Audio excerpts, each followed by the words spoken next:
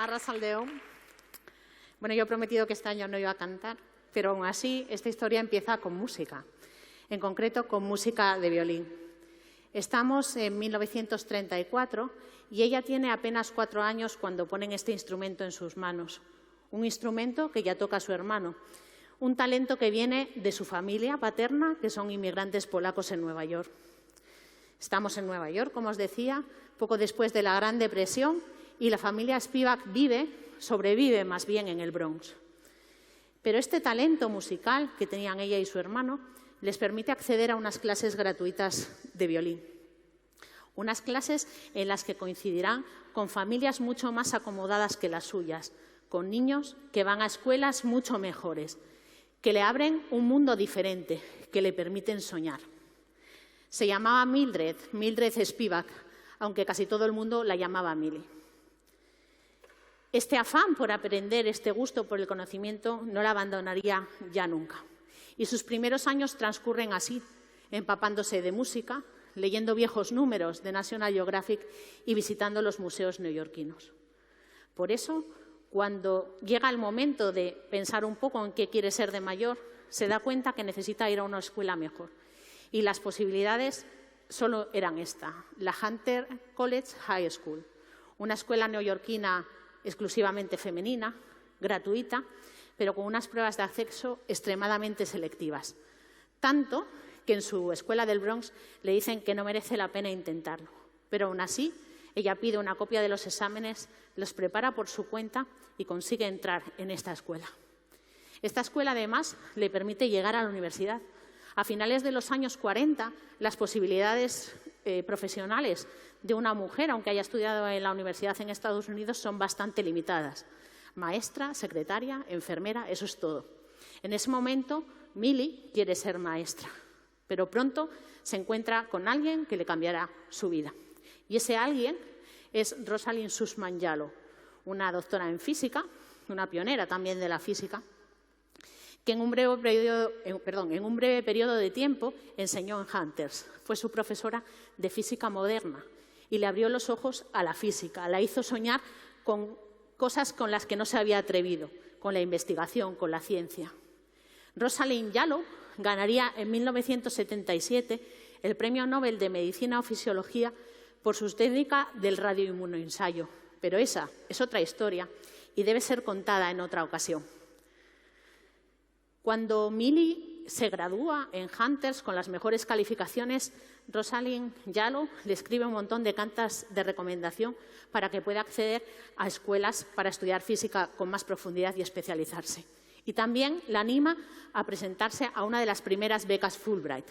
Millie lo hace y pasará un año con esta beca en el Newnham College, en Cambridge, en Reino Unido, el mismo lugar donde unos pocos años antes había estudiado otra mujer, otra Rosalind Franklin. Pero esta es otra historia que ya os he contado en otra ocasión. Así que, después de Cambridge y de la Universidad de Harvard, Millie se va a Chicago. Es alumna de Enrico Fermi, que también había sido ya premio Nobel, y se dedica a estudiar los superconductores bajo campos magnéticos. Enrico Fermi fue una influencia muy importante para ella y decía que de él había aprendido a pensar como un físico. También en Chicago conoce a Jean Dresselhaus, que se convertiría en su marido, y por eso a ella la conocemos como Millie Dresselhaus. Un par de años después llega una oferta difícil de rechazar. El Lincoln Lab, un centro asociado al MIT, les ofrece un puesto de trabajo a ambos, y eso en los años 60 era francamente difícil porque todavía regía muchas normas contra el nepotismo malentendido. El único requisito era que tenían que cambiar de campo de investigación. No podía seguir estudiando superconductores, sino que tenía que escoger un tema nuevo. En ese momento, los Dresselhaus ya tenían 2 niños pequeños, llegarían otros 2, y Millie toma una decisión arriesgada. Decide que no puede competir en igualdad de condiciones con otros físicos igual de brillantes que ella, pero que no tienen esas cargas familiares, y decide escoger un tema menos popular, menos atractivo, y decide estudiar el carbono, el bismuto y otros semimetales, ¿no? Eso la permitiría convertirse, con el paso de los años, en un auténtico referente en la materia y asistir en primera línea a la revolución que supusieron estos materiales en la segunda mitad del siglo XX. Comenzó con el grafito, con los compuestos de intercalación de carbono, que son la base de los nanomateriales de carbono, y además fue pionera en el uso del láser para estudiar estos materiales. Fue así como se dio cuenta que aplicando un láser a una muestra de grafito se producían unas acumulaciones, unos clústeres de carbono, que luego se determinaría que había fullerenos allí, ¿no? Estas moléculas esferas que todos conocéis.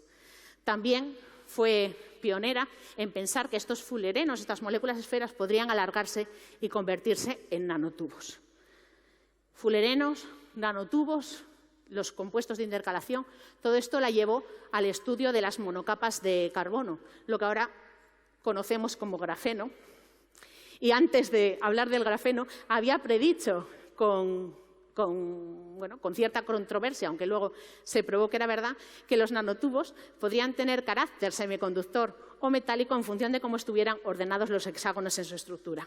Os decía que había estudiado el grafeno, pero esa es otra historia que ya hemos cantado en otra ocasión.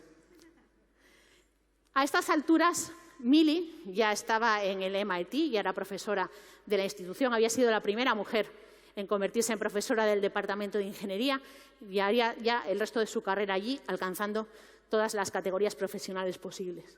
Y también en este momento empieza su preocupación por dar un impulso a la carrera científica de las mujeres, especialmente en la física y en las ingenierías. Y esto surge cuando, al valorar unos currículum que permitían decidir si unos estudiantes entraban o no en el MIT, se dio cuenta que en ese momento los criterios de acceso de hombres y mujeres eran todavía diferentes. Tanto su faceta científica como su faceta de impulso a la mujer en la ciencia, ¿no?, en la física sobre todo, le valieron numerosísimos reconocimientos. Tanto en su país, en Estados Unidos, donde consiguió, por ejemplo, la Medalla Nacional de Ciencias en Ingeniería, de nuevo la primera mujer, o la Medalla de la Libertad, que es el mayor reconocimiento que otorga el gobierno norteamericano a civiles, como a nivel internacional. Millie tenía más de 38 doctorados honoríficos y numerosos premios, ¿no?, entre ellos el Kavli Prize, premio que, por cierto, reinvirtió en el propio MIT para favorecer programas de impulso a las carreras de las mujeres. Los físicos os estaréis acordándoos del efecto Dresselhaus. En realidad, el efecto Dresselhaus no lleva el nombre de Millie, sino el de Jean, pero esto es otra historia, es más de Francis y probablemente sea contada en otra ocasión. Lo que sí lleva su nombre es el premio de la Sociedad Americana de Física, de Nanociencia y Nanotecnología. Y sobre todo, a Millie, como os decía antes, se la reconoce por haber sido una de las grandes figuras de la ciencia del carbono. Ya sé que soy muy pesada, pero es lo que hay.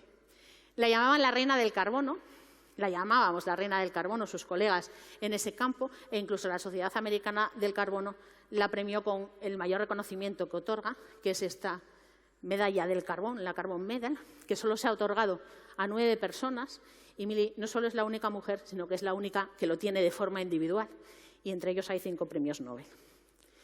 Me encanta esta foto, me encanta por la sonrisa de Millie y me encanta por el broche de la solapa. No sé si os dais cuenta que tiene un violín. Empezábamos con música y acabamos con música. La música de Millie. Sus palabras resuenan francamente familiares, no sé a vosotros, pero a mí esto de ser flexible y tenaz me recuerda al junco que se dobla pero siempre sigue en pie. Escuchad sus palabras, construid vuestra propia historia y ayudadnos a componer la historia interminable de la ciencia, la más bella historia jamás contada. Gracias. Y me han sobrado 2 minutos, porque hablé muy rápido. No sé, ¿queréis